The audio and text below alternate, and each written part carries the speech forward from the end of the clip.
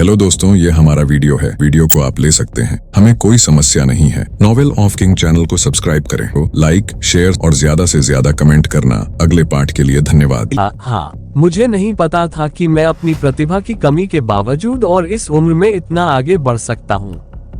कौन जानता है, एक अच्छा शिक्षक किसी की इतनी मदद कर सकता है। तेजप्रताप ने बूढ़े लोगों को प्रणाम करने से पहले कहा। भले ही दक्ष की वृद्धि इस स्तर के लिए बहुत ज्यादा नहीं थी, लेकिन उस उम्र में नश्वर दुनिया के शिखर पर पहुंचना निश्चित रूप से अच्छा था। इसके अलावा इससे उसे कई साल जीने के लिए एक लंबी उम्र भी मिली। दक्ष खुश था। अगला, बूढ़े आदमी ने ताली बजाई। एक ही ताली के साथ एक और द्वार खुल गया और इस बार एक महिला द्वार से बाहर आए। माँ, दक्ष ने टिप्पणी की। उसकी माँ भी संत दायरे में पहुंच गई थी। यह उसके लिए कुछ हद तक निराशाजनक था। उसे उम्मीद थी कि उसकी माँ उसके दादा से ज्यादा तरक्की करेगी। वह छोटी थी और उसमें ज्यादा प्रतिभा होनी चाहिए थी। कम से कम उसने तो यही सोचा था, लेकिन ऐसा नहीं लगता था क्योंकि वह भी सेंट रियल में थी। आपका स्वागत है माँ, उन्होंने पल्लवी का स्वागत किया। तेजप्रताप के विपरीत, जो आसमान में बहुत ऊपर था, वह दक्ष के ठीक सामने थी और वह उसकी आंखों को साफ देख पा रही थी। उसकी काली आंखें देखकर वह चिंतित हो गई। तुम्हारी आंखों को क्या हुआ? क्या तुम बीमार हो? उसने दक्ष की ओर दौड़ते हुए पूछा। मैं ठीक हूँ, बस मेरी आंखों का रंग अब अलग है क्योंकि मैंने एक हुनर सीखा है, दक्ष ने बहाना बनाया। इसमें कोई चिंता की बात नहीं है। इसके अलावा मुझे लगता है कि मैं इसके साथ बुरा भी नहीं दिखता हूँ। क्या तुम सच में ठीक हो? पल्लवी ने संदेह से पूछा, उसकी काली आंखों में गहराई से देखते हुए जो सबसे अंधेरी रात से भी ज्यादा गहरी थी। उसकी काली आंखों के बीच में उसकी सुनहरी पुतलियां अंधेरे अंतरिक्ष में एक खूबसूरत सूरज की तरह चमक रही थी। हाँ, मैं ठीक क्यों नहीं हो सकता? दक्ष ने पूछा। अगर कुछ गड़बड़ हुई तो क्या मेरे गुरु मुझे ठीक नहीं करेंगे? उन्होंने आगे कहा, जैसा कि मैंने कहा, मैं ठीक हूँ। हाँ, उन आंखों से उसके स्वास्थ्य पर कोई असर नहीं पड़ता। बूढ़े व्यक्ति ने भी सहमति जताई। उसने उसके साथ बहुत लंबा समय बिताया था।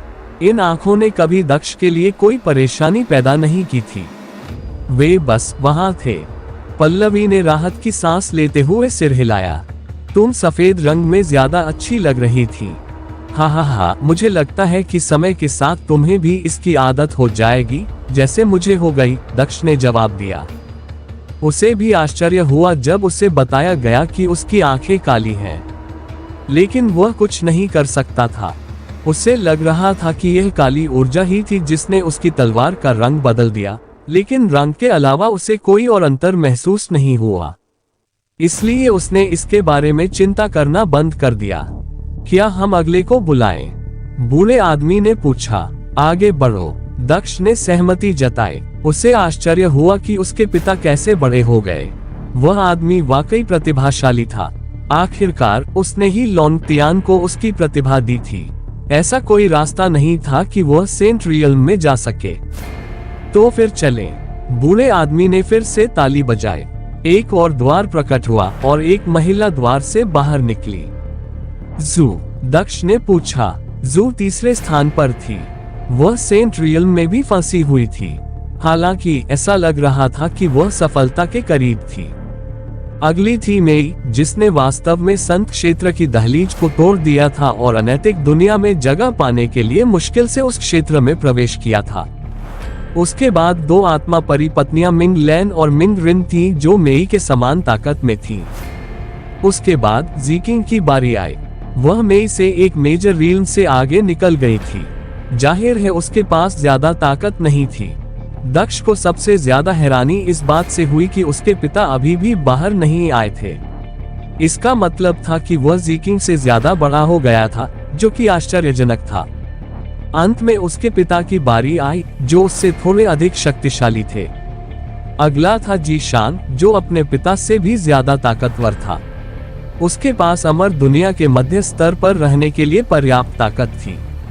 अगला था मिंग्यू, जो उसी साधना क्षेत्र में था जब वह स्वर्गीय क्षेत्र में फंसा था। ये सबसे आश्चर्यजनक बात थी। उसकी साधना में इतनी बड़ी वृद्धि हुई थी कि उसे इस पर विश्वास ही नहीं हो रहा था।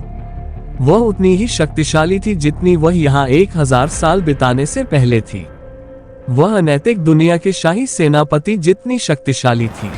कैसे? उसने असमंजस में केवल एक शब्द कहा, मुझे पता था कि वह तुम्हें आश्चर्यचकित कर देगी।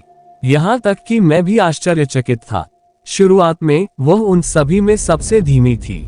उसका शरीर साधना के लिए बना ही नहीं था, लेकिन संत क्षेत्र को तोड़ने और अपनी नश्वर सीमाओं को तोड़ने के बाद उसकी साधना बिना किसी संसाधन के सबसे तेज गति से बढ़ी। जाहिर है उसकी रक्त वंशावली में कुछ गड़बड़ थी, जिसने नश्वर क्षेत्र में उसकी साधना की गति को सीमित कर दिया था। लेकिन उसके बाद प्रतिबंध हटा दिया गया और वह बहुत बड़ी हो गई। आपकी पत्नी वाकई बहुत प्रतिभाशाली है, बूढ़े व्यक्ति ने कहा। ज़ीकिंग को थोड़ी जलन महसूस हुई। उसने सोचा था कि वह और भी मजबूत हो जाएगी, इसीलिए उसने अपना सब कुछ झोंक दिया, लेकिन वह उसके करीब भी नहीं पहुंच पाए। फिर आपके परिवार में सभी लोग प्रतिभाशाली हैं। बिना अधिक संसाधनों और साधारण जड़ों के वे मात्र 1000 वर्षों में इतना आगे बढ़ सकते हैं। यह कोई आसान काम नहीं है, बूढ़े व्यक्ति ने आगे कहा। यह निश्चित रूप से कोई आसान काम नहीं है, दक्ष ने सिर हिलाते हुए कहा। उन सभी ने अच्छा काम किया। उन्होंने आगे कहा, मुझे उन सभी पर बहुत गर्व है। वह व्यक्तिगत रूप से उन सभी के पास गए और उनका स्वागत करते हुए उन्हें गले लगाया। वह अपने गुरु को भी नहीं भूला। और अंत में, आपका धन्यवाद। आपके बिना कुछ भी संभव नहीं होता। हा, ये कुछ भी नहीं है।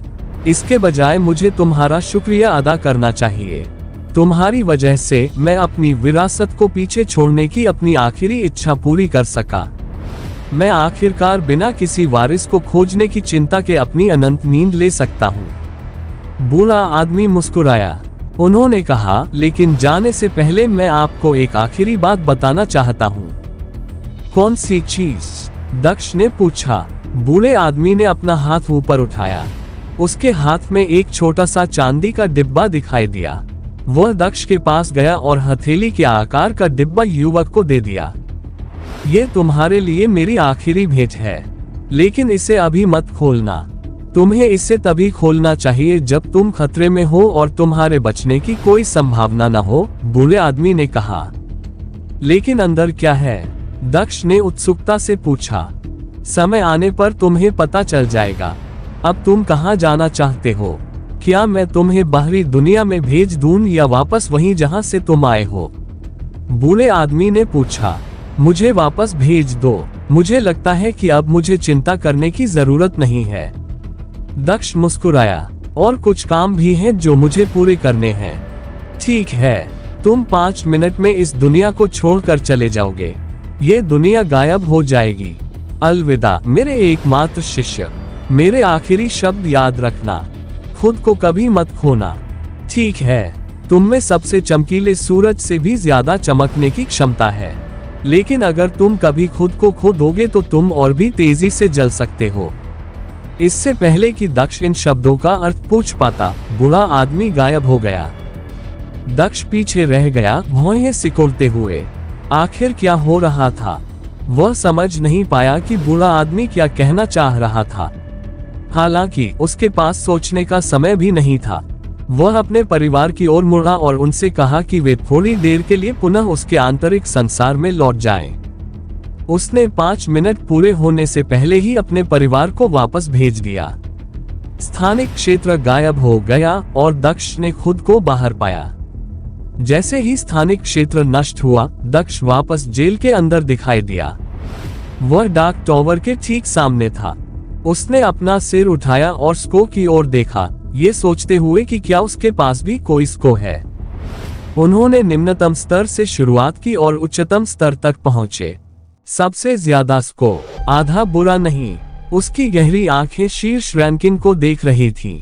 इस समय उसका स्को सबसे ज्यादा था, और यह सब एक ही ट्रायल की वजह से हुआ जो करीब 1 दशक तक चला। उन्हें आश्चर्य हुआ कि क्या उस अंक में कुछ पक्षपात था, क्योंकि जिसने वह अंक दिया था वह उनका स्वामी था। लेकिन बाकी सब कहाँ है? किसी अजीब कारण से डाक टावर के आसपास कोई नहीं था।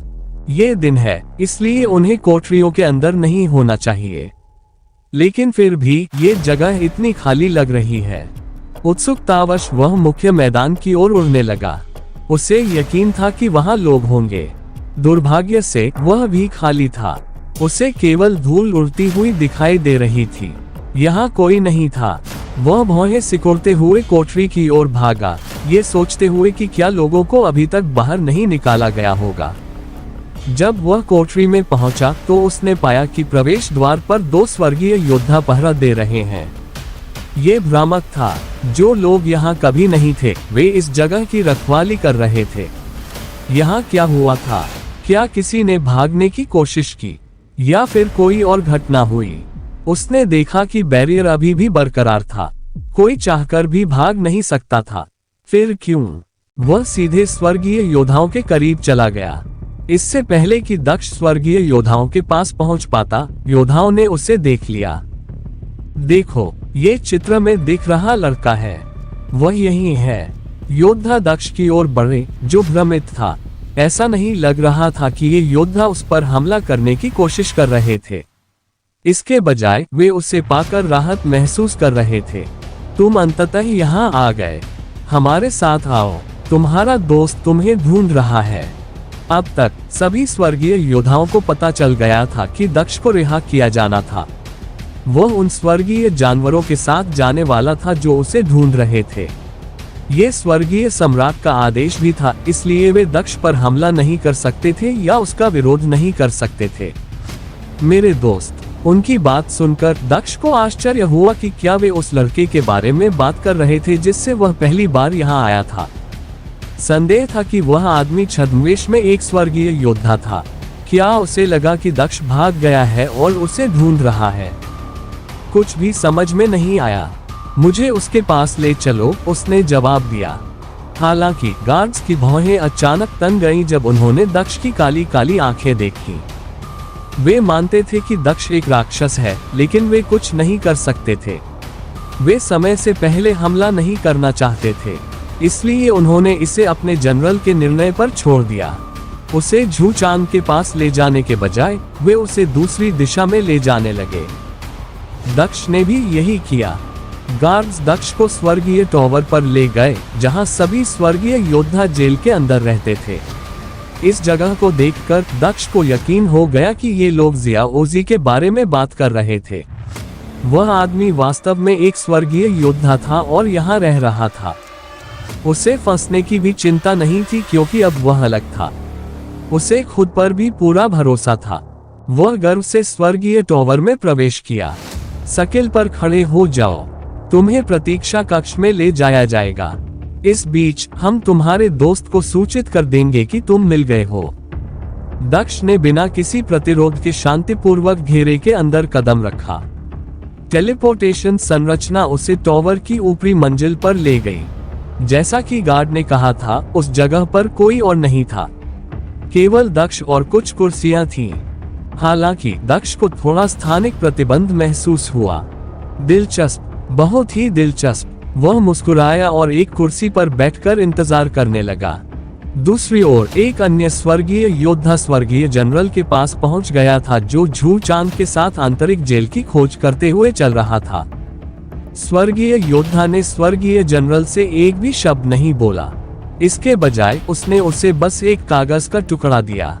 स्वर्गीय जनरल ने कागज का टुकड़ा खोला और उसे पढ़ा। कागज पढ़ते हुए उसकी भौहें और गहरी हो गईं। शक्ति का वह टुकड़ा उसके हाथ में जलकर राख हो गया। तुम लोग मेहमानों के साथ चलो, मैं अभी आता हूँ। जाने से पहले उसने अन्य गार्डों को आदेश दिया। दक्ष की असली पहचान जानकर वह थोड़ा हैरान हुआ। अगर वह वास्तव में एक राक्षस था, तो इसका मतलब था कि ये स्वर्गीय जानवर अपनी कहानी के बारे में झूठ बोल रहे थे। इसका मतलब ये था कि वे यहाँ किसी निर्दोष व्यक्ति को बाहर निकालने के लिए नहीं आए थे, बल्कि वे यहाँ एक राक्षस को बाहर निकालने में मदद करने आए थे, जिसे संभवतः किसी स्वर्गीय योद्धा ने अपनी जान जोखिम में डालकर यहाँ भेजा था। वह तेजी से आंतरिक कारागार से बाहर निकला और स्वर्गीय टॉवर की ओर उड़ गया। क्या वह अभी भी अंदर है? उसने स्वर्गीय योद्धा से पूछा। स्वर्गीय योद्धा ने सिर हिलाया, वो ऊपर है। स्वर्गीय जनरल ने चक्र पर कदम रखा और गायब हो गया। अल्पविराम अल्पविराम अल्पविराम। दक्ष स्वर्गीय टॉवर के अंदर बैठा था, उस तथाकथित दोस्त का इंतजार कर रहा था जो उसे ढूंढ रहा था। हालांकि वह उगने लगा था। कुछ ही देर में कमरे में रोशनी चमकी। जब तक रोशनी गायब हुई, कमरे में एक आकृति प्रकट हुई। नए मेहमान को देखकर दक्ष ने भौहें सिकोड़ ली। यह आदमी वह ताकतवर था। वास्तव में वह किसी भी स्वर्गीय योद्धा से ज्यादा ताकतवर था जिसे उसने पहले देखा था। वह शांत रहा और खड़ा हो गया। और तुम कौन हो, मेरे तथाकथित दोस्त? ये आंखें, तो तुम सच में एक राक्षस हो। स्वर्गीय जनरल ने दक्ष को घूर कर देखा। अगर तुम लाक्षणिक रूप से बोल रहे हो तो मुझे कोई आपत्ति नहीं है, दक्ष मुस्कुराया। लेकिन अगर तुम शाब्दिक रूप से बोल रहे हो तो तुम गलत हो सकते हो। मैं कोई राक्षस नहीं हूँ, मैं एक इंसान हूँ। बकवास। इंसानों के पास ऐसी आंखें नहीं होती, उनके पास वो भयंकर मारक आभा नहीं होती। तुम न केवल एक राक्षस हो, बल्कि एक ऐसे राक्षस हो जिसने बहुत से लोगों को मारा है। यह आश्चर्यजनक है कि एक स्वर्गीय योद्धा तुम्हें जेल के अंदर फेंकने में सक्षम था। दूसरी ओर, यहाँ आपको बचाने आए लोगों को देखना और भी अधिक रोचक है। आप राक्षस स्वर्गीय जानवरों के साथ बहुत घुल मिल रहे हैं, है न? स्वर्गीय सेनापति ने पूछा। स्वर्गीय जानवर, रुको, मुझे मत बताओ कि झू चांद यहाँ है। क्या ये वही दोस्त है जिसके बारे में तुम बात कर रही थी? वह बेवकूफ सच में मुझे बाहर निकालने आया था। बहुत मजेदार है और बहुत तेज। दक्ष जोर से हंसा। ये सही है, वे तुम्हारे लिए आए थे, लेकिन वे तुम्हें नहीं ढूंढ पाएंगे। उन्होंने तुम्हारी पहचान के बारे में झूठ बोला है और मैं उन्हें तुम्हें ले जाने नहीं दे सकता। लेकिन उनका सीधे विरोध करना एक गड़बड़ स्थिति होगी, इसलिए मैं बस तेज रास्ता अपनाऊंगा। स्वर्गीय जनरल ने कहा।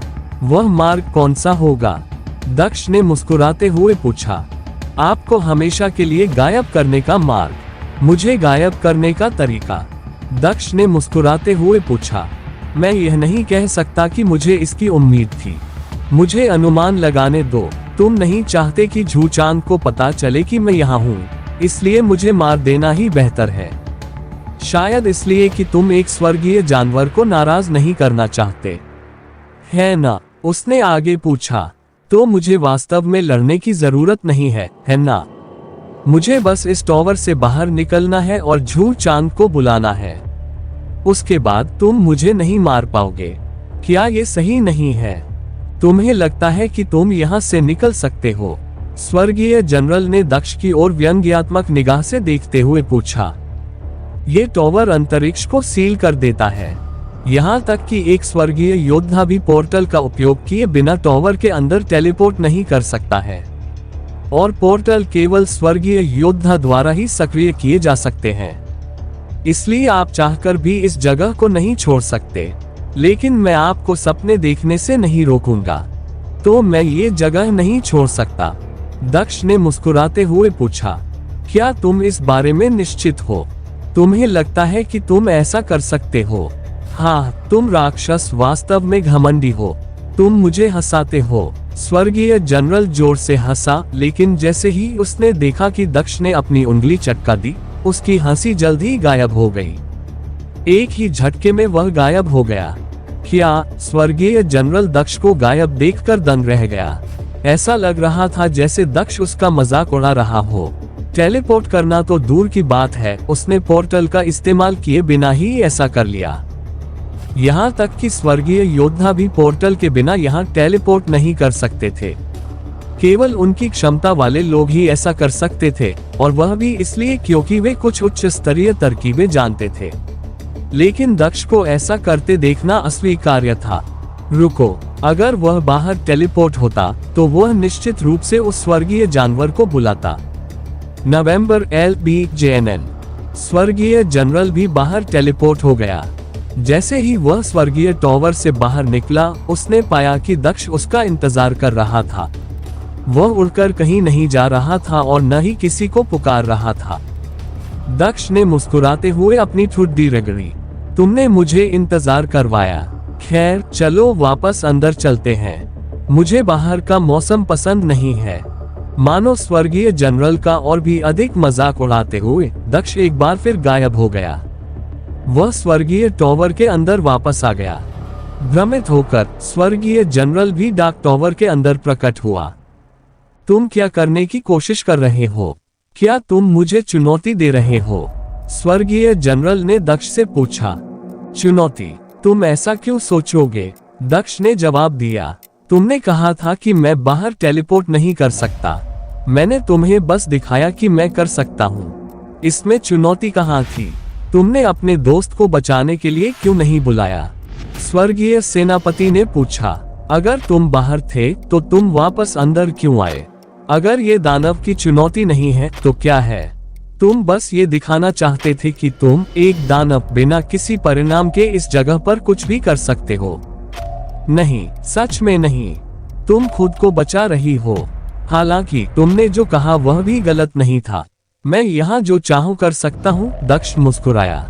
लेकिन असली वजह यह है कि मैंने कुछ नहीं किया क्योंकि मैं वास्तव में शैतान नहीं हूँ। अगर तुम सोचती हो कि मैं सिर्फ अपनी आंखों की वजह से शैतान हूँ तो तुम बेवकूफ हो। इसके अलावा मैं झूठ नहीं बोलूंगा। ईमानदारी से कहूँ तो मैं तुम्हारा मुकाबला नहीं कर सकता, कम से कम इस समय तो नहीं। लेकिन मुझे पूरा भरोसा है कि तुम मुझे पकड़ नहीं सकते या मार नहीं सकते। हालांकि मैं दुश्मनी नहीं चाहता। मैं बस इस जगह से जाना चाहता हूँ जहाँ मेरा कोई स्थान नहीं है। हालांकि दक्ष को युद्ध से कोई आपत्ति नहीं थी, लेकिन वह निश्चित रूप से स्वर्ग के शिखर पर बैठे स्वर्गीय जनरल से लड़ना नहीं चाहता था। वो एक ऐसा व्यक्ति था जो उस बुरे व्यक्ति जितना ही शक्तिशाली था जिसने उसे सिखाया था, या उससे भी ज्यादा। इस आदमी को बाहर निकालने के लिए 1000 साल की ट्रेनिंग कभी भी पर्याप्त नहीं होने वाली थी। हालांकि अगर उसके पास कोई विकल्प नहीं था तो वह मना भी नहीं करने वाला था। वह फिर कुर्सी पर बैठ गया और बोला, बाकी मैं तुम पर छोड़ता हूँ। अगर तुम लड़ना चाहते हो तो मैं तुम्हारी मदद करूंगा, और अगर तुम समझदार बनना चाहते हो और अपनी गलती स्वीकार करना चाहते हो तो ये भी ठीक है। किसी भी हालत में मैं भाग नहीं रहा हूँ। तुम वास्तव में क्या हो? दक्ष के रवैये को देखकर स्वर्गीय जनरल को अपनी आंखों पर विश्वास नहीं हुआ। वह दावा कर रहा था कि वह कोई दानव नहीं है। इसके बावजूद वो बहुत घमंड से बात कर रहा था और उसके पास ऐसी अजीबोगरीब क्षमताएं थीं। ये समझ में नहीं आ रहा था। ठीक है, चलो तुम्हारी कहानी का परीक्षण करते हैं। अंततः स्वर्गीय जनरल ने दक्ष को संदेह का लाभ देने का फैसला किया। उसने अपना दाहिना हाथ उठाया। उसके हाथ में एक छोटी सी गेंद दिखाई दी। उसने पारदर्शी गेंद दक्ष की ओर फेंकी। दक्ष ने गेंद पकड़ ली। यह क्या है? इस पर अपने खून की एक बूंद डालो। अगर तुम राक्षस हो तो ये काले रंग में चमकेगा। अगर तुम स्वर्गीय नागरिक हो तो ये सुनहरे रंग में चमकेगा। अगर तुम मनुष्य हो तो यह नीले रंग में चमकेगा। दक्ष को यह दिखाने के लिए कि यह कैसे करना है, स्वर्गीय सेनापति ने एक और ऐसी ही गेंद ला कर दी। उसने अपना अंगूठा काटा और अपना खून गेंद पर लगा दिया। गेंद एक चमकदार सुनहरी रोशनी में चमकने लगी। अब आपकी बारी है, उन्होंने कहा। जो भी हो, दक्ष ने भी अपना अंगूठा काट लिया। उसने खून की एक बूंद क्रिस्टल पर गिरा दी। क्रिस्टल नीली रोशनी में चमक उठा। देखा, अब तुम्हें यकीन है कि मैं इंसान हूँ। वैसे भी मैं ये गेंद अपने पास रख रहा हूँ, शायद भविष्य में काम आ जाए। दक्ष ने गेंद को अपने स्टोरेज रिंग में भेजा, यह नहीं जानते हुए कि उनकी टाइमिंग कितनी सही थी। अगर वह थोड़ी देर से भी गेंद को पकड़ने में चूक जाते तो वह गेंद को नीले रंग के बाद सुनहरे रंग में बदलते और फिर काले रंग में बदलते हुए देख सकते थे। रिंग के अंदर गेंद का रंग बार बार सुनहरे से काले, नीले और फिर सुनहरे रंग में बदलता रहा। गेंद के रुकने से पहले यह एक लंबा चक्र था। हालांकि स्वर्गीय जनरल यह नहीं देख सका। उसके लिए यह साबित हो गया था कि दक्ष एक इंसान था। तो ये किसी दानव की आंखें नहीं हैं। ये कोई मानवीय बीमारी होगी। फिर भी तुम एक इंसान के लिए काफी मजबूत हो। क्या मैं पूछ सकता हूँ कि यह कैसे संभव है? स्वर्गीय योद्धा ने पूछा। मुझे लगता है कि मेरे पास एक अच्छा गुरु था, दक्ष ने खड़े होते हुए जवाब दिया। वैसे अब जब ये साबित हो गया है कि मैं कोई दानव नहीं हूँ, तो क्या हम जा सकते हैं? मुझे झू चांद से मिलना है। हम निश्चित रूप से मिल सकते हैं। मुझसे बाहर मिलो, मैं तुम्हें उसके पास ले जाऊंगा। स्वर्गीय सेनापति गायब हो गया। दक्ष भी गायब हो गया। वे दोनों स्वर्गीय टॉवर के बाहर दिखाई दिए। दक्ष स्वर्गीय जनरल का पीछा करते हुए जेल की ओर चला गया। ओह, मुझे कुछ और भी पूछना था। क्या आप लू चेन को भी आजाद कर सकते हैं? हम कोई धर्मार्थ सेवा नहीं चला रहे हैं, केवल आपको ही जाने की अनुमति है, स्वर्गीय जनरल ने उत्तर दिया। दक्ष ने स्वर्गीय जनरल को बताया कि लू चेन बुद्ध संप्रदाय से था और उसे गलत तरीके से यहाँ भेजा गया था, लेकिन स्वर्गीय जनरल ने फिर भी इनकार कर दिया। तुम्हें पता है, मैं झू चांद को बता सकता हूँ कि तुमने मेरे अस्तित्व को गुप्त रखने के लिए मुझे मारने की कोशिश की थी। ये निश्चित रूप से स्वर्गीय क्षेत्र और स्वर्गीय जानवर के बीच के रिश्ते के लिए अच्छा नहीं होगा। कौन जानता है, स्वर्ग का सम्राट तुम्हें भी दोषी ठहरा सकता है। एक ऐसा व्यक्ति जो एक दानव और एक साधारण इंसान के बीच अंतर नहीं कर सकता। क्या ये सही नहीं है? दक्ष ने एक शरारती मुस्कान बिखेरते हुए पूछा। तुम? स्वर्गीय जनरल ने पाया कि उसका चेहरा तमतमा रहा था। क्या यह आदमी वास्तव में उसे ब्लैकमेल कर रहा था? उन्होंने पूछा, क्या आप उसे ब्लैकमेल करने की कोशिश कर रहे हैं? ब्लैकमेल? बिल्कुल नहीं। मैं बस इतना कह रहा हूँ कि अगर किसी को पता चल जाए कि स्वर्ग रहस्य रखने में कितना बेशर्म है, तो ये बहुत भयानक होगा।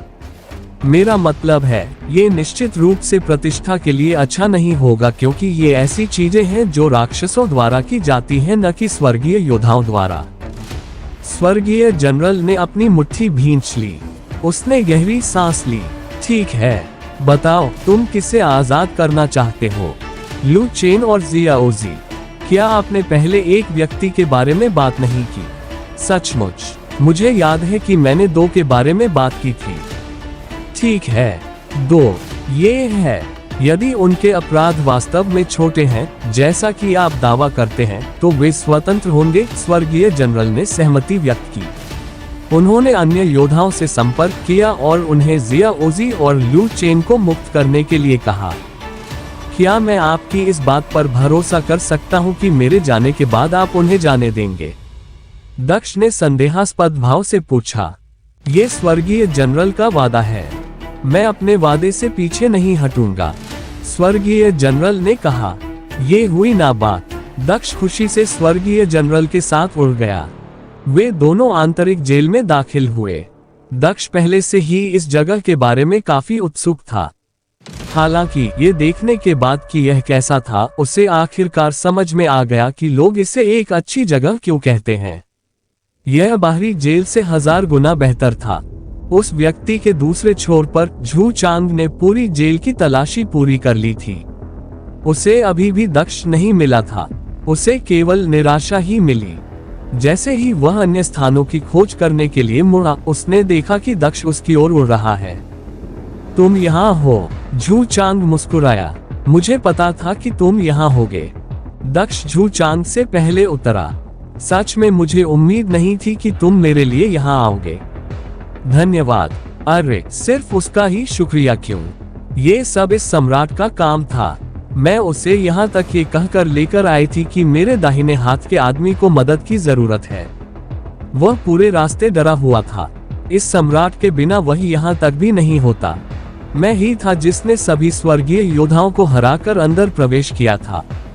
तुम्हें पता नहीं है कि तुम तक पहुंचने के लिए मुझे कितनी मेहनत करनी पड़ी। सांप? दक्ष ने झू चांद के पीछे झांकते हुए पूछा। सांप सम्राट वापस उड़ रहा था। ब्लड ड्रैगन सम्राट भी? दक्ष ने आश्चर्य से पूछा। उसने यह उम्मीद नहीं की थी कि यदि उसे उसका शरीर वापस मिल गया तो रक्त ड्रैगन सम्राट यहाँ होगा। क्या तुमने उसे यहाँ आने के लिए मजबूर किया? उसने झू चांद से पूछा। कम या ज्यादा? झू चांद मुस्कुराया। लेकिन तुम्हारी आंखों को क्या हुआ? इसके अलावा तुम ज्यादा मजबूत लग रहे हो और थोड़े बूढ़े भी। बस कुछ बातें हुई, कुछ खास नहीं। दक्ष मुस्कुराया। लेकिन फिर भी क्या मैं पूछ सकता हूँ कि तुम मुझे खोजने क्यों आए हो? तुमने मेरे लिए अपना इतना समय बर्बाद किया। नहीं, अगर मैं तुम्हें नहीं पाता तो मैं तुम्हारी इच्छाएं कैसे पूरी कर पाता? मुझे किसी के कर्ज में रहना पसंद नहीं है, बस इतना ही, इससे ज्यादा कुछ नहीं, झू चांद ने आलस से जवाब दिया। क्या तुम यह नहीं कह रहे थे कि तुम अपने दोस्त को बचाना चाहते थे? सच क्यों छिपा रहे हो? क्या तुम शर्मिंदा हो? चलो, तुम्हें शर्मिंदा होने की जरूरत नहीं है, इसे बाहर निकालो। मैं न्याय नहीं करूंगा, सांप सम्राट ने बेशर्मी से कहा। NOWELLBEATJAN.CO। तुम्हारा ये सांप, तुम जानते हो, ये चमत्कार है कि वह अभी भी जीवित है, झू चांद ने दक्ष से कहा। लेकिन अगर वह अभी नहीं रुका तो वह ज्यादा दिन तक जीवित नहीं रह पाएगा। मुझसे ज्यादा ये बात कौन जान सकता है? दक्ष ने हंसते हुए कहा। स्नेकी, तुम्हें भी देखकर अच्छा लगा छोटे दोस्त। दक्ष ने छोटे सांप के सिर पर थपथपाया। वह रक्त ड्रैगन सम्राट की ओर मुड़ा।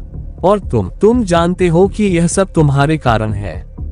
अगर तुमने इसके ठीक होने के बारे में इतनी बात नहीं की होती तो शायद मैंने उस बॉक्स को छुआ ही ना होता और मैं यहाँ नहीं होता।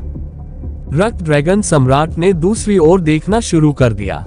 मुझे नहीं पता कि तुम किस बारे में बात कर रहे हो, लेकिन इससे कोई फर्क नहीं पड़ता। अंत में यह एक अच्छा अनुभव था और सब कुछ बेहतर हो गया, इसलिए मुझे कोई आपत्ति नहीं है, दक्ष ने रक्त ड्रैगन सम्राट को माफ करते हुए कहा। इसके अलावा अब तक उसकी ताकत बहुत बढ़ गई थी। इस समय ब्लड ड्रैगन सम्राट भी उसके लिए एक कमजोर जानवर था जिसे वश में करना बेकार था। यहाँ सब कुछ ठीक नहीं है।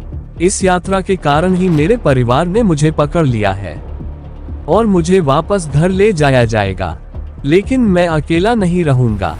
तुम भी मेरे साथ आओगे, झू चांद ने पीछे की ओर इशारा करते हुए कहा। ये मेरे पिता हैं और ये मेरे चाचा हैं। दक्ष एक पल के लिए खाली हो गया, फिर उसने सम्मानपूर्वक सिर झुकाया। स्वर्गीय जानवर सम्राट यहाँ थे। इसके अलावा ये लोग ही थे जो छोटी बर्फ की तलाश में थे। वह प्रार्थना कर रहा था कि वे उसके माध्यम से छोटे आदमी को महसूस न करें।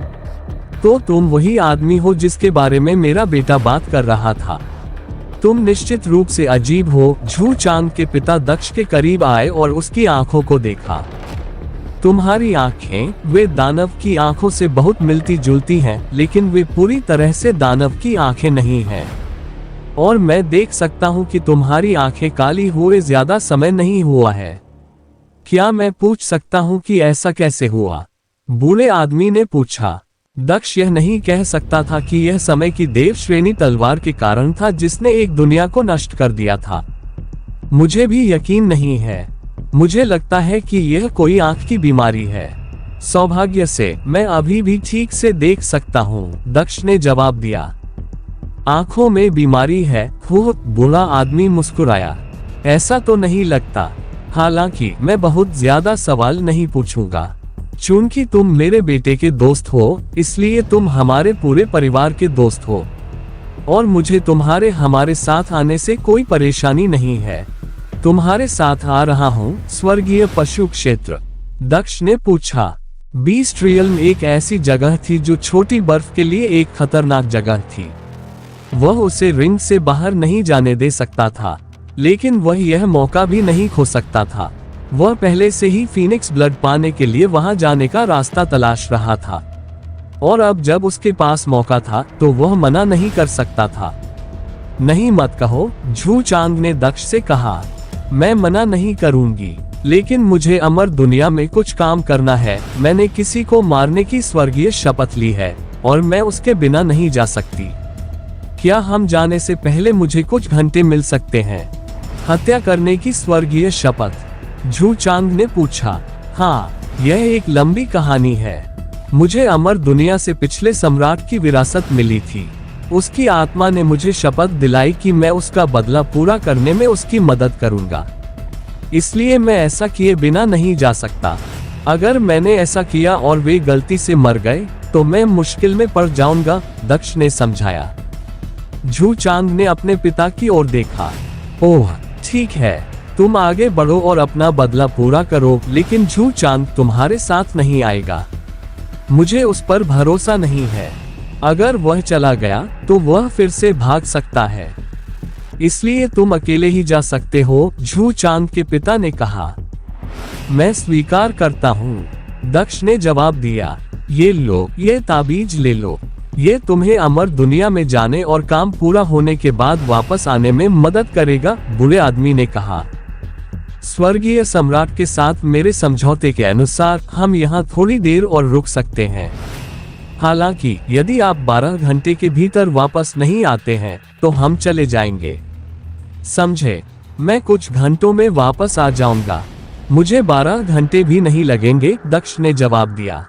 वह बेहतर है, लेकिन पिताजी मुझे भी जाना चाहिए। मैं वादा करता हूँ कि मैं भागूंगा नहीं। नहीं, मैं तुम्हें किसी भी हालत में जाने नहीं दूंगा, बुरे व्यक्ति ने अपने बेटे की मांग को स्पष्ट रूप से अस्वीकार कर दिया। दक्ष को झू चांद के लिए थोड़ा बुरा लगा। उसकी वजह से यह आदमी पकड़ा गया। मुझे खेद है कि मैंने तुम्हें पकड़वा दिया, लेकिन शायद यह इतना भी बुरा नहीं होगा। मैं जल्द ही वापस आऊंगा और फिर हम तुम्हारे घर जाएंगे, उसने रक्त ड्रैगन सम्राट और सांप सम्राट की ओर मुड़ने से पहले झू चांद से कहा। क्या तुम दोनों आ रहे हो? दक्ष ने पूछा। मैं हमेशा तुम्हारे साथ आ रहा हूँ। अगर मैं नहीं रहूंगा तो तुम्हारी रक्षा कौन करेगा? सर्प सम्राट हंसा और दक्ष के करीब उड़ गया। दक्ष ने रक्त ड्रैगन सम्राट को देखने से पहले सांप सम्राट को उसकी भंडारण अंगूठी में वापस भेज दिया। मैं भी आ रहा हूँ। आखिरकार वह मेरा घर है, रक्त ड्रैगन सम्राट ने कहा। दक्ष ने ताबीज का उपयोग करने से पहले उन दोनों को अपनी आंतरिक दुनिया में भेज दिया। तावीज का उपयोग करते हुए दक्ष अनैतिक दुनिया के ठीक बीच में प्रकट हुआ। वह 4 दिशाओं में जा सकता था और प्रत्येक दिशा किसी सम्राट के महल तक जाती थी। इसके बजाय वह दक्षिण की ओर उड़ गया। वह पहले ही उत्तरी और पश्चिमी साम्राज्य में जा चुका था। वह कभी भी वहां टेलीपोर्ट कर सकता था। अभी के लिए उसे वहां जाना था जहां वह पहले नहीं गया था। उन्होंने रक्त ड्रैगन सम्राट को भी बुलाया। क्या हम अभी तक वहां पहुंच गए हैं? रक्त ड्रैगन सम्राट ने पूछा। हम हैं। तुम जा सकते हो, लेकिन एक बात ध्यान में रखना, तुम्हें किसी भी कीमत पर सम्राटों को चोट पहुंचाने की अनुमति नहीं है। तुम समझे? मैं ये समझता हूँ, लेकिन क्या आप निश्चित हैं? आप मुझे जाने की अनुमति दे रहे हैं? क्या आप मुझे वश में नहीं करना चाहते थे? ब्लड ड्रैगन सम्राट को थोड़ा आश्चर्य हुआ कि दक्ष उसे इतनी आसानी से जाने दे रहा था। एक समय तो ऐसा भी था जब झू चांद और दक्ष की मुलाकात के बाद उसने दक्ष से बचने की उम्मीद भी खो दी थी। तुम्हें वश में करना, मेरी रुचि खत्म हो गई है। तुम मजबूत थे, इसलिए तुम्हें वश में करना दिलचस्प था, लेकिन अब दक्ष ने अपना सिर हिलाया। किसी भी मामले में एक सांप सम्राट पर्याप्त है। मुझे 2 मूर्खों की आवश्यकता नहीं है। दक्ष ने रक्त ड्रैगन सम्राट को पीछे छोड़ दिया और रॉकेट की तरह उड़ना जारी रखा। कुछ ही देर में वह दक्षिणी सम्राट के पास पहुंच गया। उसे रास्ते में दिशा निर्देश पूछने पड़े, लेकिन वह दक्षिणी शाही शहर तक पहुंच गया। वहां से शाही महल को ढूंढना आसान था। उसे बस शहर की सबसे ऊंची इमारत ढूंढनी थी। दक्षिणी शाही महल में पहुंचकर वह प्रवेश द्वार पर उतरा। वह पहरेदारों के पास गया और पूछा, क्या सम्राट अंदर हैं? हाँ, क्या मैं आपके यहाँ आने का उद्देश्य जान सकता हूँ? गार्ड ने पूछा। मेरा उद्देश्य? दक्ष मुस्कुराया। उसने ताली बजाई, मानो उसकी ताली की ध्वनि से मेल खाते हुए आकाश में बादल गरजने लगे। दक्ष वापस उड़ गया। हाँ, गार्ड ने चौंक कर ऊपर देखा। अब तक आसमान बिल्कुल साफ था, लेकिन अचानक वह काले बादलों से ढक गया। बादलों से एक विशाल पर्वत निकला और सीधा नीचे गिर पड़ा। धमाका। इससे पहले कि गार्ड कुछ शोर मचा पाता, पहाड़ सीधे शाही महल के ऊपर आ गिरा और महल को जमीन पर गिरा दिया। दक्ष वहीं रुक गया और उस जगह का निरीक्षण करने लगा। पहाड़ के गायब हो जाने के बाद उसने मलबे की जांच की कि क्या कोई जीवित है। दुर्भाग्य से ऐसा नहीं था। वहां केवल शव थे और उनमें से एक शाही सम्राट का था, जिसकी मृत्यु हो चुकी थी।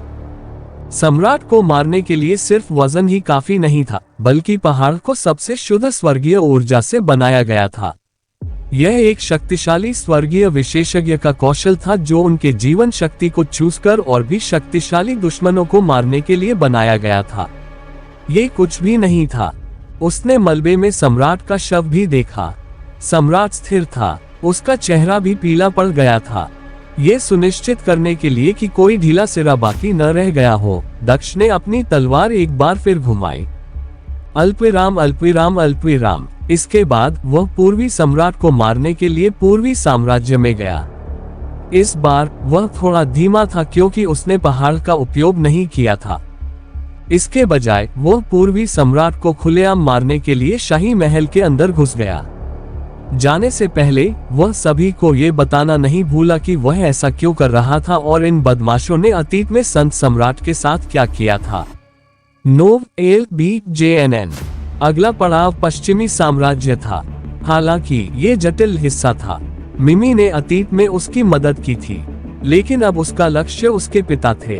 वह नहीं चाहता था कि वह उसे ऐसा करते हुए देखे, लेकिन उसे ये भी यकीन था कि वह जान जाएगी कि वह क्या करने वाला है। उसे एक ऐसी योजना पर फैसला करना था जिससे वह उसके पिता को मार सके और अपराधी को भी न देख सके। जैसे ही वह पश्चिमी शाही शहर में पहुंचा, उसने पोस्टरों पर अपना चेहरा देखा। मैं वांछित हूँ, उसने मुस्कुराते हुए टिप्पणी की। हम बुरा नहीं है, लेकिन मुझे चोर के रूप में प्रसिद्ध करना, ये थोड़ा परेशान करने वाला है। इस बार वह राजकुमारी मिमी के कमरे के अंदर टेलीपोर्ट हो गया।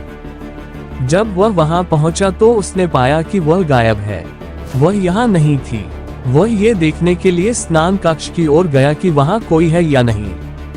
उसने पाया कि दरवाजा खुला हुआ था। उसे पहले से ही यकीन था कि अंदर कोई नहीं है। फिर भी उसने जांच करने के लिए दरवाजा खोला।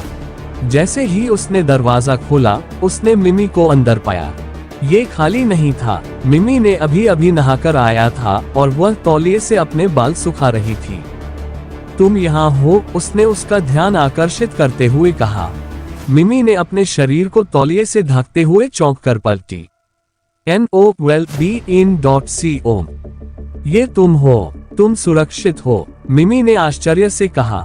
तुम्हारी आंखों को क्या हुआ? बेशक मैं ठीक हूँ, मुझे क्या होगा? दक्ष ने पूछा खुश होकर। जहाँ तक मेरी आंखों की बात है, ये तो बस एक हुनर के साइड इफेक्ट है जिसे मैं विकसित कर रहा हूँ। मैंने सुना था कि तुम कहीं फंस गए हो। मुझे चिंता हुई। फंस गए? मुझे लगता है आप ऐसा कह सकते हैं, लेकिन अब मैं ठीक हूँ, दक्ष ने जवाब दिया। क्या किसी ने तुम्हें यहाँ आते देखा? मिमी ने पूछा। मुझे आते हुए कौन देख सकता था? मैं सीधे आपके कमरे में आ गया। ऐसा लगता है कि मैं पूरे राज्य में वांछित हूँ। देखे जाने का जोखिम नहीं उठाया जा सकता। आह, ये बहुत बढ़िया है। मुझे नहीं पता क्यों, लेकिन जब मैं कहती हूँ कि तुम चोर और हत्यारे नहीं हो तो पिताजी मुझ पर विश्वास नहीं करते। तुम सही थे। तुमने समय रहते राज्य से भागकर अच्छा किया, मिमी ने अपने शरीर को तौलिए में ठीक से लपेटते हुए कहा। वह बाथरूम से बाहर निकली। ओह ठीक है, जो महिलाएं तुमने यहाँ भेजी हैं, मैंने उनके लिए एक उचित स्थान की व्यवस्था कर दी है जहाँ वे सुरक्षित रह सकें। क्या महिलाएं? दक्ष ने पूछा। वे महिलाएं जिन्हें तुमने उत्तरी साम्राज्य में बचाया था। और कौन? मिमी ने दक्ष को याद दिलाते हुए पूछा। आह, वे औरतें, मैं तो भूल ही गया था। क्या मैं पूछ सकता हूँ कि अब आप यहाँ क्यों आए हैं? यहाँ रहना अभी भी जोखिम भरा है, आप जानते हैं। मुझे तुम्हारी याद आ रही थी। क्या मैं नहीं आ सकता? दक्ष ने मुस्कुराते हुए पूछा। तुम मेरे जैसे किसी को क्यों याद करोगे? तुम तो मेरी बात भी नहीं सुनते। मिमी ने आंखें घुमाई। अरे, कौन कहता है कि मैं तुम्हारी बात नहीं सुनता? मुझसे कुछ भी पूछो और देखो कि मैं सुनता हूँ या नहीं, दक्ष ने बिस्तर पर लेटे हुए मुस्कुराते हुए कहा।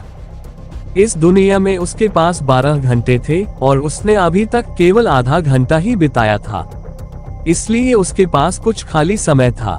तो अगर मैं तुमसे कुछ पूछूं तो तुम ईमानदारी से जवाब दोगे?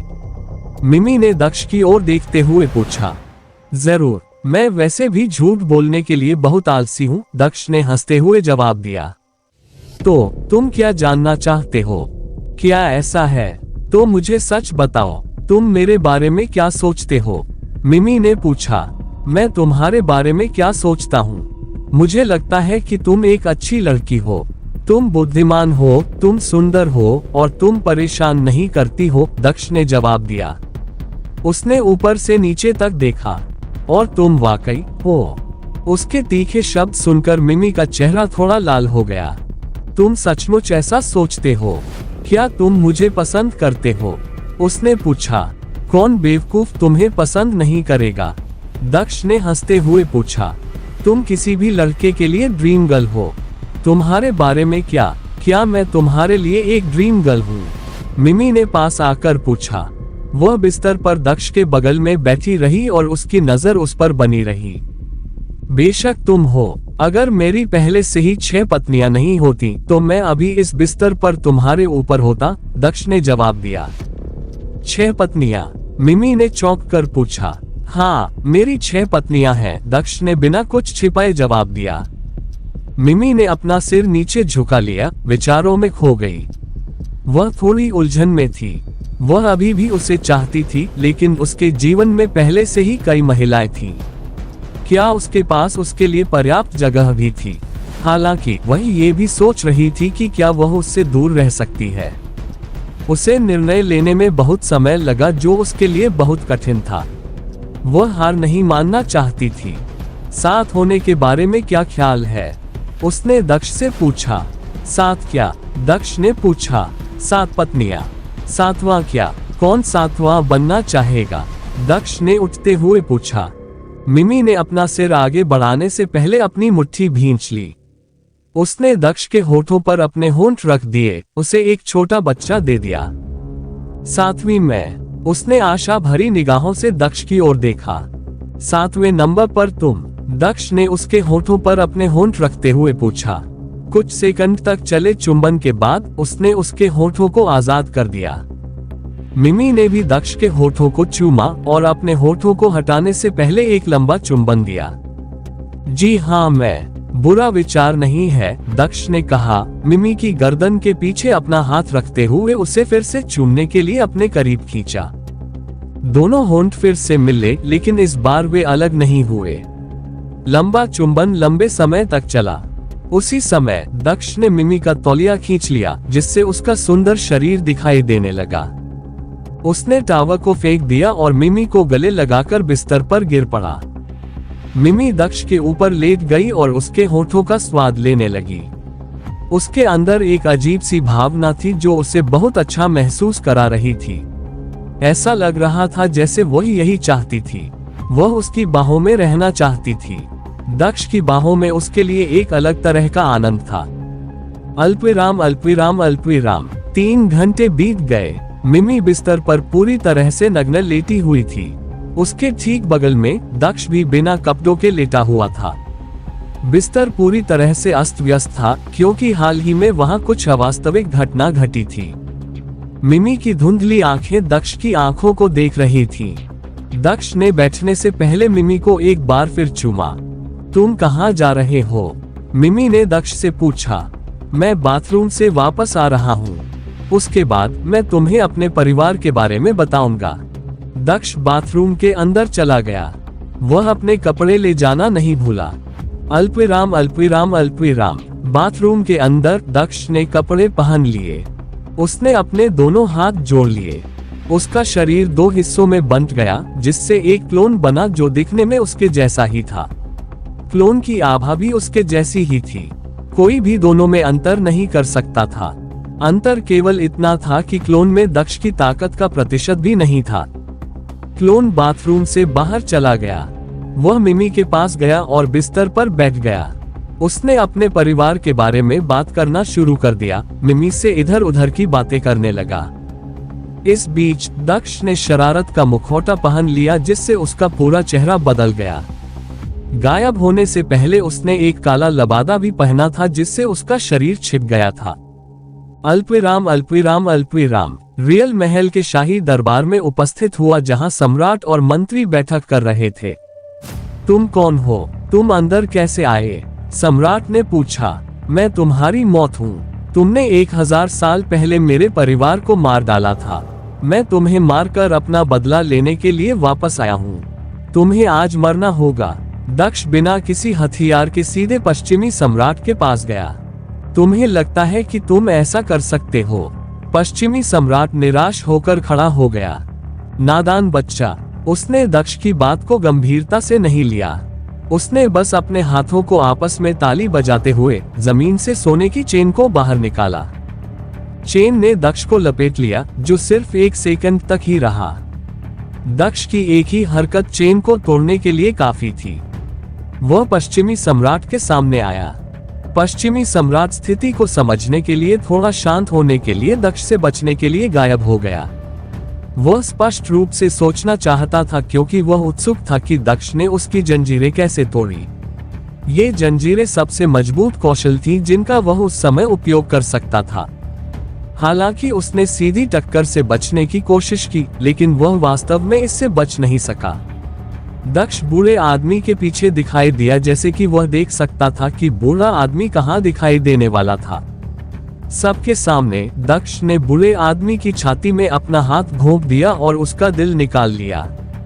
बूढ़े आदमी की आंखें चौड़ी हो गईं और उसने अपने होठों को इतनी जोर से काटा कि उनमें से खून बहने लगा।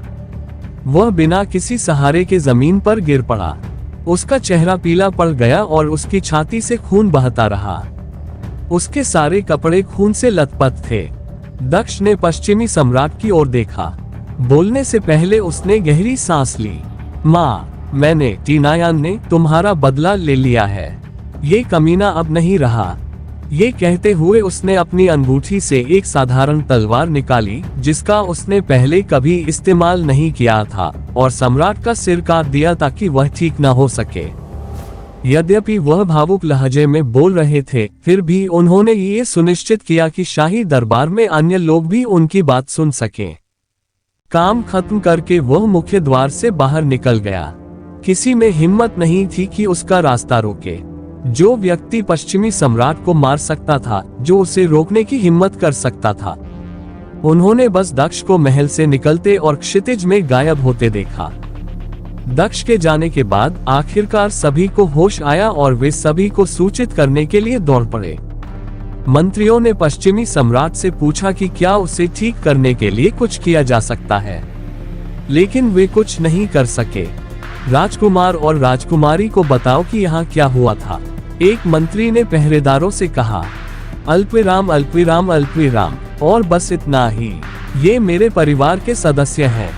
तुम्हें पता है, जब मैं तुम्हें उनसे मिलवाऊंगा तो ये थोड़ा अजीब लगेगा। क्या तुम सच में ऐसा करना चाहते हो? दक्ष के क्लोन ने पूछा। इस पूरे समय में उन्होंने मिमी को व्यस्त रखा था। दस्तक दस्तक। अचानक दरवाजे पर जोर से दस्तक की आवाज आई। कोई ऐसे क्यों दस्तक दे रहा है? क्या उन्हें पता है कि तुम यहाँ हो? मिमी ने दरवाजे की ओर देखते हुए पूछा। बाथरूम में छिप जाओ, मैं देखती हूँ कि कौन है। दक्ष उठ खड़ा हुआ और तेजी से बाथरूम के अंदर चला गया। वहां पहुंचकर उसने असली दक्ष को वहां पाया। वे दोनों फिर से एक हो गए। दक्ष उन्हीं पुराने कपड़ों में दिखाई दिया। उसने बाथरूम का दरवाजा खोला। उसे पहले से ही पता था कि क्या हो रहा है। वह शांति से बाथरूम से बाहर निकल आया और दीवार के पास खड़ा हो गया, ताकि वह गार्ड की नजरों से बच सके। तुम्हें क्या चाहिए? मिमी ने गार्ड से पूछा। पी राजकुमारी, आपको जल्दी से हमारे साथ आने की जरूरत है। एच महामहिम मर चुके हैं। कुछ मिनट पहले किसी ने उन्हें मार डाला। गार्ड ने राजकुमारी को सूचित किया। No L B J N N.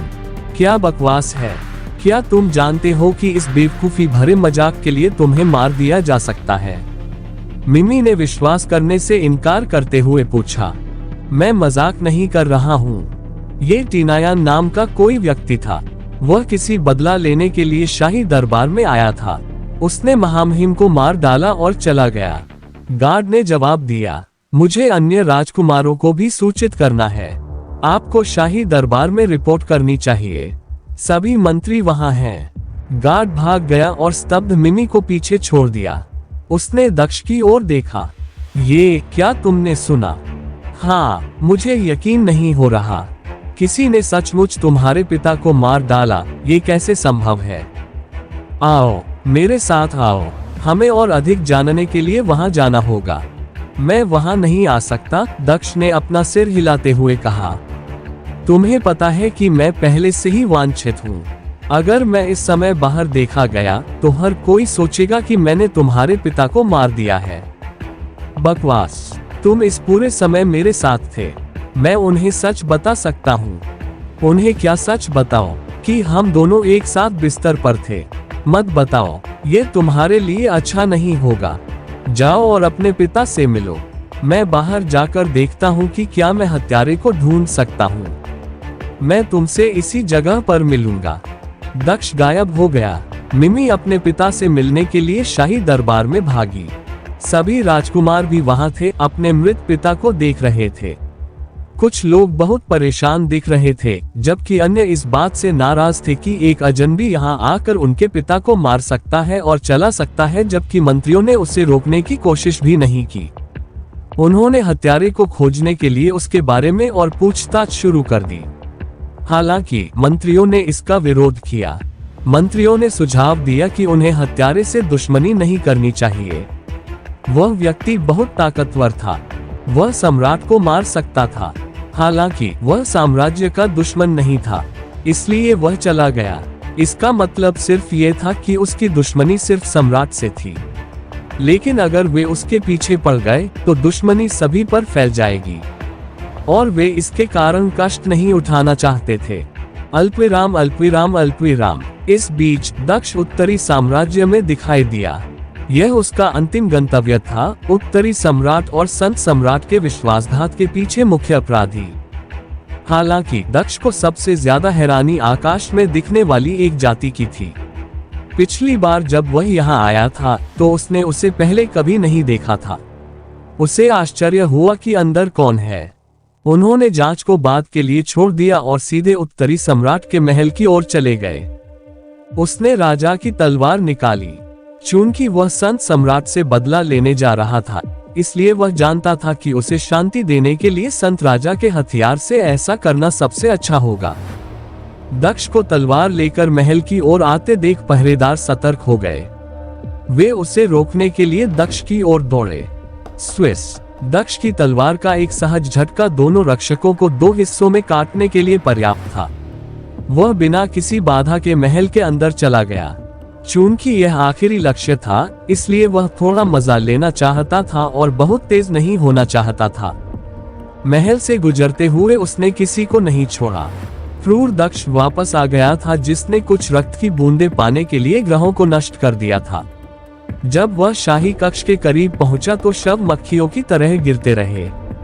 उसने अपनी दिव्य इंद्री का उपयोग करके पहले ही पता लगा लिया था कि वह कहाँ है।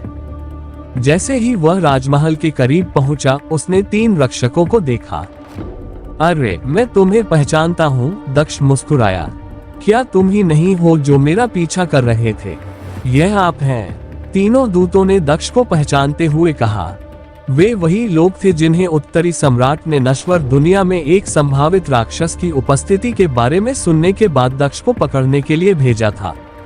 ज्यादातर समय दक्ष को पता ही नहीं था कि ये लोग उसका पीछा कर रहे हैं। उसे ये भी नहीं पता था कि उन्होंने उस बुरी औरत को मार डाला है जिसने उसकी जान तब बचाई थी जब वह सबसे बुरे समय में था, ताकि वे उसका पता लगाने के लिए कोई सुराग पा सके। ये तब की बात है जब वह पहाड़ पर था, अमर दुनिया में जाने की तैयारी कर रहा था। यही वह समय था जब वह उनका सामना करने के लिए पर्याप्त मजबूत नहीं था। हालांकि अब वास्तविकता अलग थी। ये तुम हो, राक्षस, दूतों ने अपने हथियार निकालते हुए कहा। इससे पहले कि महाराज को पता चले कि हमने क्या किया है, उसे मार डालो। ये निश्चित रूप से मैं ही हूँ, दक्ष मुस्कुराया। उसने सीधे हमला नहीं किया। वह इस पल का और अधिक आनंद। हेलो दोस्तों, ये हमारा वीडियो है। वीडियो को आप ले सकते हैं, हमें कोई समस्या नहीं है। नॉवेल ऑफ किंग चैनल को सब्सक्राइब करें, लाइक, शेयर और ज्यादा से ज्यादा कमेंट करना। अगले पार्ट के लिए धन्यवाद। लेना चाहता था। वह सहजता से अपनी उंगलियां चटकाते हुए एक मंत्र बुदबुदाने लगा। दूतों के लिए यह मंत्र स्पष्ट था, लेकिन उन्होंने दक्ष के अंतिम शब्द सुने। Dark restriction. कहीं से कुछ अदृश्य रस्सियां निकल आईं और तीनों दूतों को फंसा लिया। उनके हाथ अदृश्य रस्सियों से बंधे थे और उनके पैर भी।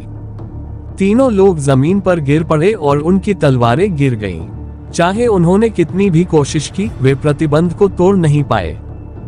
दक्ष मुस्कुराया, मरने की जल्दी मत करो, तुम्हें अभी भी मुझे बहुत कुछ करते देखना है। वह जमीन पर पड़े लोगों के पास से गुजरते हुए अपने हाथों को हल्के से रगड़ रहा था। उनके गले में एक अदृश्य रस्सी भी दिखाई दी, जो उनके शरीर को दक्ष के पीछे खींच रही थी। दक्ष ने शाही महल में और भी अंदर जाकर अपना कत्लेआम जारी रखा। तीनों दूत उसे बेरहमी से सभी को मारते हुए देख सकते थे, ठीक वैसे ही जैसे उन्होंने बूढ़ी औरत को मारा था। वे खुद को मुक्त करने की कोशिश करते रहे, लेकिन वे ऐसा नहीं कर सके। प्रतिबंध बहुत शक्तिशाली था। कुछ ही देर बाद दक्ष शाही दरबार में पहुंचा। उसने देखा कि दरवाजे बंद हैं और बाहर 2 पहरेदार खड़े हैं। जैसे ही वह गार्डों के चारों ओर घूमता हुआ उनका गला पकड़ता हुआ दिखाई दिया, उसकी आकृति चमक उठी। उनका संघर्ष जल्द ही बंद हो गया, क्योंकि दक्ष ने उनका गला दबा दिया। उसने लाशें दूर फेंक दी। लाशें दूर जमीन पर गिरी। सभी छोटे मोटे काम निपटाने के बाद उसने दरवाजा लात मारकर खोला और शाही दरबार के अंदर कदम रखा। हम सभी लोग दरवाजे की ओर देखने लगे, ये सोचकर कि किसने इस तरह से दरवाजा खोलने की हिम्मत की। जब वे पीछे मुड़े तो देखा कि दक्ष खड़ा है। उसके पीछे 3 आदमी घसीटे जा रहे थे। उत्तरी सम्राट की नजर शवों पर नहीं पड़ी। इसके बजाय सबसे पहले दक्ष की आंखों पर पड़ी, उसके बाद उसकी तलवार पर। एक संत सम्राट की तलवार के साथ एक राक्षस। क्या मैं पूछ सकता हूँ कि तुम यहाँ क्या कर रहे हो? उत्तरी सम्राट ने पूछा। अवसर पाकर दूतों ने स्वयं को किसी भी जिम्मेदारी से मुक्त करने के लिए कहा। मेरे राजा, ये वही आधा राक्षस है जिसका पीछा करने के लिए आपने हमें कहा था। ऐसा लगता है कि वह किसी तरह बच गया है। तो आप एक पूरा दानव भी खर्च करते हैं। ये निराशाजनक है। मैं आपको बिना किसी कारण के सम्मान देने वाला था, उत्तरी सम्राट ने टिप्पणी की। तो बताओ, तुम यहाँ क्यों आए हो और तुमने मेरे आदमियों को क्यों पकड़ा? उसने आगे पूछा। मुझे यहाँ क्या लाया? ये सरल है। तुम्हारी मौत मुझे यहाँ लाई है। मुझे उस गद्दार को मारना है जिसने संत सम्राट को धोखा दिया है। दक्ष ने कहा। वह बेवकूफ अभी भी जीवित है। यह आश्चर्य की बात है। मुझे लगा कि वह मर चुका होगा। क्या तुमने उसकी पत्नी को बंधक बनाकर उसके साथ विश्वासघात किया था? उसने अपना वाक्य पूरा करते हुए उत्तरी सम्राट से पूछा। तो तुम्हें लगता है कि तुम मुझे मार सकते हो? उत्तरी सम्राट ने हंसते हुए पूछा। तुम्हें लगता है कि मैं नहीं कर सकता? दक्ष ने हंसते हुए पूछा। वह अगले ही पल उत्तरी सम्राट के पीछे प्रकट हुआ और अचानक प्रकट होकर उसे आश्चर्यचकित कर दिया। उत्तरी सम्राट ने अपनी तलवार निकाली और उसे अपने पीछे घुमाया। तलवार ने दक्ष को चीर दिया, जो धुएं में बदल गया और उसके दूसरी ओर प्रकट हुआ। उत्तरी सम्राट ने एक बार फिर अपनी तलवार घुमाई और चूक गया। दक्ष अब अपनी मूल स्थिति में वापस खड़ा था। तुम्हें पता है, मैं तुम्हें अब तक 1000 बार मार सकता था। दक्ष ने मुस्कुराते हुए पूछा। और कुछ? मुझे अपना सर्वश्रेष्ठ दिखाओ। क्या तुम मेरा मजाक उड़ा रहे हो? उत्तरी सम्राट ने गुस्से में हंसते हुए पूछा। वह 10 क्लोनों में बंध गया और सभी ने दक्ष को घेर लिया। सभी क्लोनों ने एक काला चाकू निकाला। क्या ये वही शापित चाकू है जिससे किसी को भी चोट लगी थी? वही चाकू जिससे तुमने संत राजा को मारा था? दक्ष ने पूछा, खुश होकर। उत्तरी सम्राट ने कोई जवाब नहीं दिया। सभी क्लोन दक्ष की ओर भागे, एक ही समय पर हमला किया। हालांकि उनमें से केवल एक ही असली था। दक्ष ने सभी क्लोनों को हमला करने दिया और वह भी नहीं हिला। इसके बजाय उसने दाईं ओर वाले को चुना और कलाई पकड़ ली। उसने उत्तरी सम्राट की कलाई मरोड़ दी, उसके दिल पर अपने ही चाकू से वार किया। वही चाकू जो उसे संत राजा ने उपहार में दिया था और जिसका इस्तेमाल उसने संत राजा को मारने के लिए किया था, उसकी मौत का कारण बना। चाकू ने उत्तरी सम्राट के हृदय पर वार कर दिया और उसे मृत्यु का श्राप दे दिया। दक्ष ने चाकू निकाला और उसे अपने स्टोरेज रिंग में रख लिया। चाकू एक बहुत ही बढ़िया खजाना था। उत्तरी सम्राट को यकीन नहीं हो रहा था कि दक्ष ने सही व्यक्ति को कैसे ढूंढ लिया, उसने चाल को कैसे समझ लिया। उसे यह एहसास नहीं था कि दक्ष के पास अब बुद्ध की नजर थी, जिससे उसे किसी भी व्यक्ति की कमजोरी देखने में मदद मिली, और इससे उसे ऐसी मृग तृष्णाओं को भी देखने की अनुमति मिली। उसे इससे कोई फर्क नहीं पड़ता था। ये मिराज बच्चों के खेल की तरह थे। वास्तव में सब कुछ वैसा ही हुआ जैसा वह चाहता था। वह शापित चाकू का उपयोग करके उत्तरी सम्राट को मारना चाहता था और वही हुआ। उत्तरी सम्राट के घुटनों के बल गिरने के बाद उसकी सारी नसें काली हो गईं। उसके चेहरे पर भी काली रेखाएं दिखाई देने लगीं। जहर दूर दूर तक फैल गया। संत राजा के विपरीत उसे चाकू से कोई मामूली घाव नहीं हुआ था। इसके बजाय उसके दिल पर वार किया गया था। वह संत राजा जितना भी समय तक जीवित नहीं रह सका। उसका शरीर लकवाग्रस्त हो गया था और वह जमीन पर पड़ा था, हिलने में असमर्थ था। अब क्या हम आप सभी से शुरुआत करें? दक्ष ने मंत्रियों की ओर मुड़ते हुए पूछा। तीनों दूतों ने सोचा था कि वे रॉयल कोर्ट में दक्ष को मरते हुए देखेंगे और वे आजाद हो जाएंगे, लेकिन ये बिल्कुल उल्टा हुआ। कुछ ही सेकंड में दक्ष ने पूरे रॉयल कोर्ट को मिटा दिया था। 3 दूतों के अलावा एक भी व्यक्ति जीवित नहीं बचा था।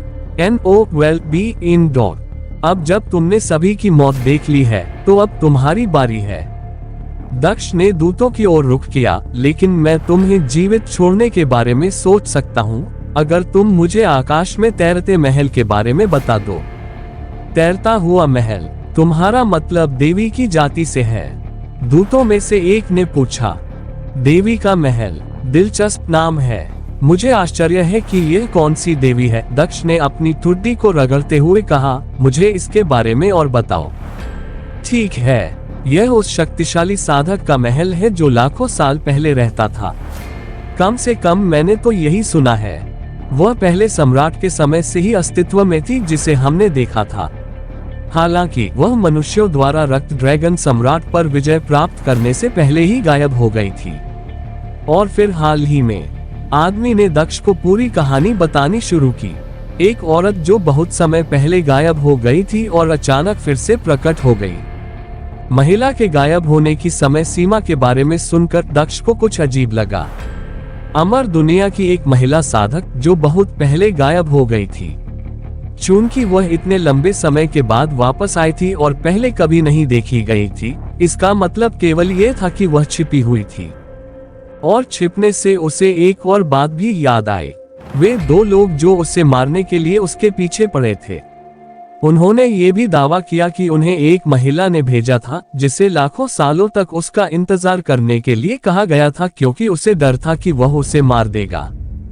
ये समय ये बहुत ही नजदीकी था। उसे आश्चर्य हुआ कि जिस महिला के बारे में वे बात कर रहे थे, क्या वह वही महिला थी जिसने भविष्य में उसे मारने के लिए उन लोगों को पीछे छोड़ दिया था। हमने आपको वह सब कुछ बता दिया जो हम जानते थे। क्या अब हम जा सकते हैं? दूतों ने अपनी बात समाप्त करते हुए पूछा। हाँ, ठीक है, तुमने वही किया जो मैंने कहा था। तुम जा सकती हो। मैं नहीं चाहता कि तुम उनसे मिलने के लिए देर से पहुंचो। दक्ष ने सिर हिलाया। किससे मिले? दूतों ने पूछा। तुम्हारा क्या मतलब है कि किससे मिलना है? दक्ष ने हंसते हुए पूछा। तुम्हारा सम्राट। और कौन? 3 क्यों तलवारें तीनों आदमियों के सिर के ऊपर दिखाई दी। तलवारें नीचे गिरी और शाही दरबार में बचे हुए लोगों को छुरा घोंप दिया।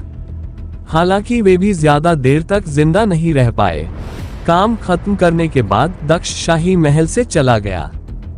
वह महल के बाहर खड़ा होकर ऊपर की ओर देख रहा था। क्या वह वास्तव में वही हो सकती है? लेकिन ये समझ में नहीं आता।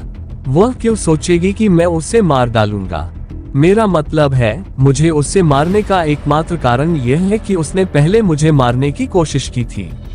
अगर उसने ऐसा नहीं किया होता तो मुझे नहीं लगता कि यह जांच के लायक भी होगा। इस दुनिया में मेरे पास अभी भी समय है और मुझे यकीन नहीं है कि मुझे वापस आने में कितना समय लगेगा। जब तक मैं यहाँ हूँ मुझे हर चीज से निपटना चाहिए। वह आकाश में महल की ओर उड़ चला। जैसे ही दक्ष महल के करीब पहुंचा, वो उसे करीब से देख पाया। महल बहुत अच्छा लग रहा था। वास्तुकला एक ही समय में प्राचीन और नई लग रही थी, और सबसे महत्वपूर्ण बात, यह मजबूत लग रही थी। प्रवेश द्वार पर एक महिला गार्ड खड़ी थी। दक्ष प्रवेश द्वार पर उतरा, लेकिन गार्ड ने उसे रोक दिया। NOWELL-BE-IN.CO। महिला ने शुरू में सोचा था कि दक्ष सिर्फ एक मानव साधक है। वह उसे अंदर नहीं जाने देना चाहती थी। इसके बजाय उसने उसे तुरंत भेजने के बारे में सोचा। हालांकि उसकी काली आंखें देखकर और उसकी मारक आभा को महसूस करके उसे लगा कि वह कोई साधारण आदमी नहीं है। उसे आश्चर्य हुआ कि क्या वह कोई आधा शैतान था। वह जानती थी कि उसे गंभीरता से लेना होगा। क्या मैं पूछ सकती हूँ कि आप कौन हैं और आपको महारानी से क्या चाहिए? उसने पूछा। मैं यहाँ नया हूँ। मैंने सोचा कि आपकी रानी के बारे में इतनी प्रशंसा सुनने के बाद मुझे उन्हें नमस्ते कहना चाहिए, दक्ष ने उत्तर दिया। क्या ऐसा है? महिला ने कहा। क्या मैं जान सकती हूँ कि आप कहाँ से हैं? मैं उसे ज्यादा सटीक जानकारी देना चाहती हूँ। जरूर, मैं अभी स्वर्ग से लौट रहा हूँ। तुम उसे यह बता सकते हो। आप एक स्वर्गीय नागरिक हैं। महिला ने दक्ष पर भरोसा न करते हुए पूछा। संदिग्ध, तुम्हारे पास कोई स्वर्गीय आभा नहीं है। तुम वहां से कैसे हो सकते हो? ऐसा नहीं है कि मैंने पहले कभी स्वर्गीय क्षेत्र से किसी को नहीं देखा है। मुझे सच बताओ। ओह, तुम स्वर्गीय आभा चाहते हो? दक्ष मुस्कुराया। वह वापस उड़कर आया और अपने हाथ जोड़ लिए। जैसे ही उसने अपनी आंखें बंद की, उसके पीछे बुद्ध की एक छवि प्रकट हुई। विशालकाय बुद्ध की मूर्ति तैरते हुए महल से भी बड़ी थी, और ऐसा लग रहा था कि वह शुद्ध सोने से बनी है। इससे भी महत्वपूर्ण बात यह है कि स्वर्ण बुद्ध में स्वर्गीय क्षेत्र की आभा थी, जो दूर दूर तक फैली हुई थी। आभा भी कमजोर नहीं थी। ये बुद्ध संप्रदाय का कौशल था, जो वास्तव में उसे लू चेन ने नहीं सिखाया था, बल्कि यह उसके गुरु थे जिन्होंने उसे यह कौशल सिखाया था, जो केवल बुद्ध संप्रदाय के गुरुओं को ही पता था। अनैतिक दुनिया में दूर दूर तक विशाल स्वर्ण बुद्ध दिखाई दे रहे थे। नागरिक आश्चर्यचकित हुए बिना नहीं रह सके कि क्या हो रहा है। इसके अलावा यह आभा नागरिकों में भक्ति की भावना पैदा कर रही थी। अधिकांश लोग तो सम्मान में घुटनों के बल बैठ गए। आभा की एक झलक पाने के बाद दक्ष ने अपनी आंखें खोली। उसके पीछे का स्वर्ण बुद्ध अदृश्य हो गया। दक्ष तैरते हुए महल के सामने वापस उतरा। क्या अब तुम खुश हो? उसने पूछा। अब मुझे यह मत बताना कि वह स्वर्गीय आभा नहीं थी। अगर तुम ऐसा कहते हो तो इसका मतलब ये होगा कि तुम वास्तव में नहीं जानते कि स्वर्गीय आभा क्या है और तुम झूठ बोल रहे थे। वह भी सही था। महिला सिर्फ झांसा दे रही थी। उसे सिर्फ यही लगता था कि दक्ष स्वर्ग से नहीं आया है, क्योंकि उसकी आंखें और उसकी मारक आभा थी। वह वास्तव में नहीं जानती थी कि स्वर्गीय आभा कैसी होती है। उसे लगा कि दक्ष की आभा ही वह थी, क्योंकि उसने इतने आत्मविश्वास के साथ कहा था। बाहर कौन है? महल के अंदर से एक शांत आवाज आई। महल के अंदर बैठी महिला को भी बाहर की दिव्य आभा का एहसास हुआ। उसने दक्ष को बाहर भी देखा था। इसके बावजूद उसने ऐसा दिखावा किया कि उसे कुछ पता नहीं है। महल के अंदर असली रानी वास्तव में थोड़ी डरी हुई थी। उसने दक्ष को पहचान लिया था। उसने भविष्यवाणी देखी थी कि एक आदमी उसे मारने वाला है, और भविष्यवाणी में छवि दक्ष का चेहरा था। उसे अपने दरवाजे पर देखकर उसे समझ आ गया कि उसके आदमी असफल हो गए हैं। इसलिए वह उठी थी, इसलिए नहीं कि वे सफल हो गए थे। उसने भी तेजी से काम किया। पीछे रहने के बजाय वह वास्तव में भाग गई। वह गायब हो गई, भविष्यवाणी से बचने के लिए किसी अज्ञात स्थान पर चली गई, जब तक कि वह कोई योजना नहीं बना लेती। दक्ष से मिलने के लिए केवल उसका क्लोन ही अंदर बचा था। उसे इस बात से कोई फर्क नहीं पड़ता था कि क्लोन मारा भी गया या नहीं। यह कोई ऐसा व्यक्ति है जो आपसे मिलना चाहता है, कोई ऐसा व्यक्ति जो स्वर्ग से होने का दावा कर रहा है। अमर रानी ने जवाब दिया, उसे अंदर भेजो।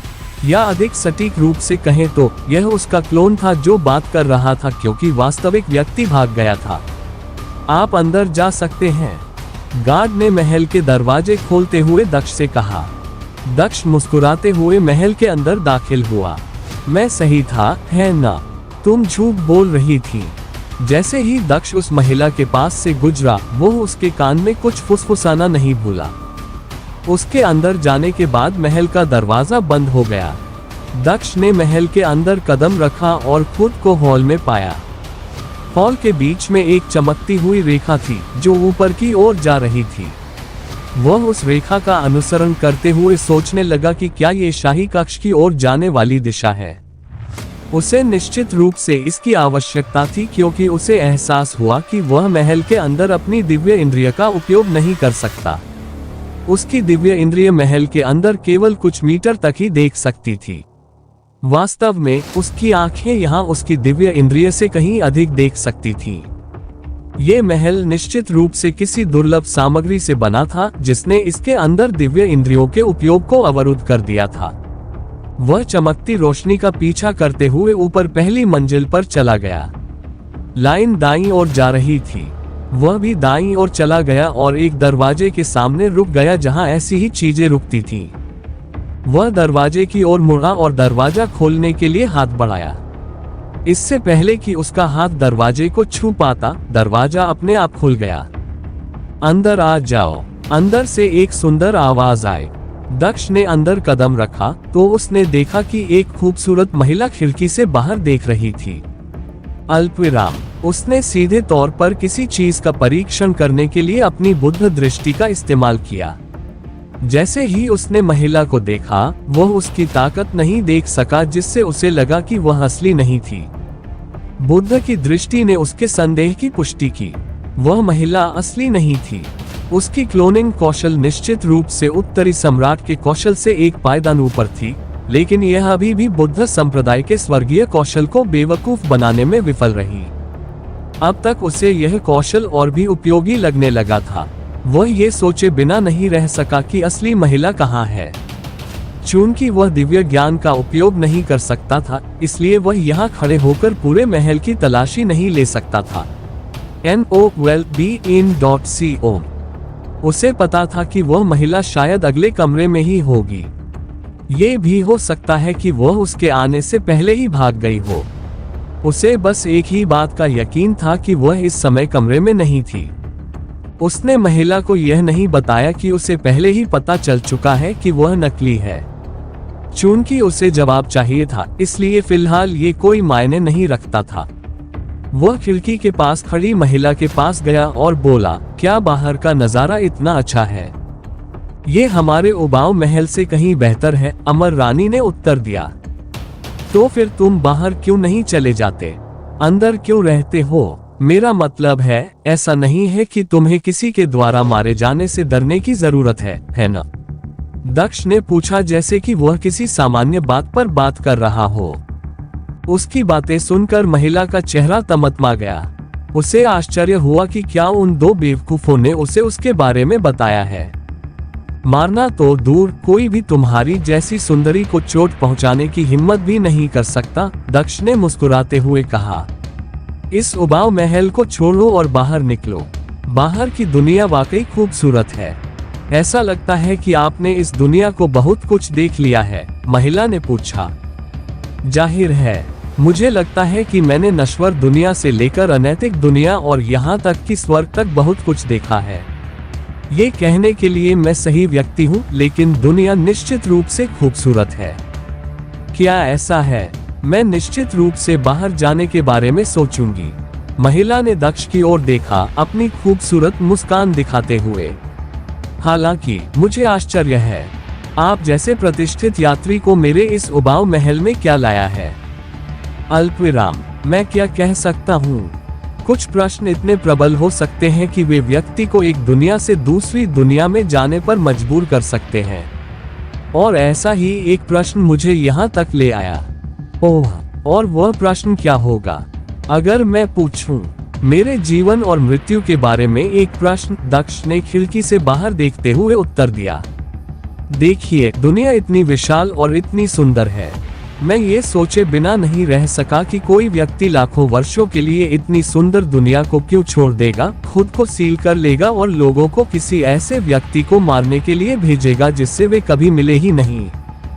उन्होंने कहा, ये वह प्रश्न है जो मुझे काफी समय से परेशान कर रहा है। मैंने कई विद्वानों से सलाह ली, लेकिन मुझे इसका उत्तर नहीं मिला।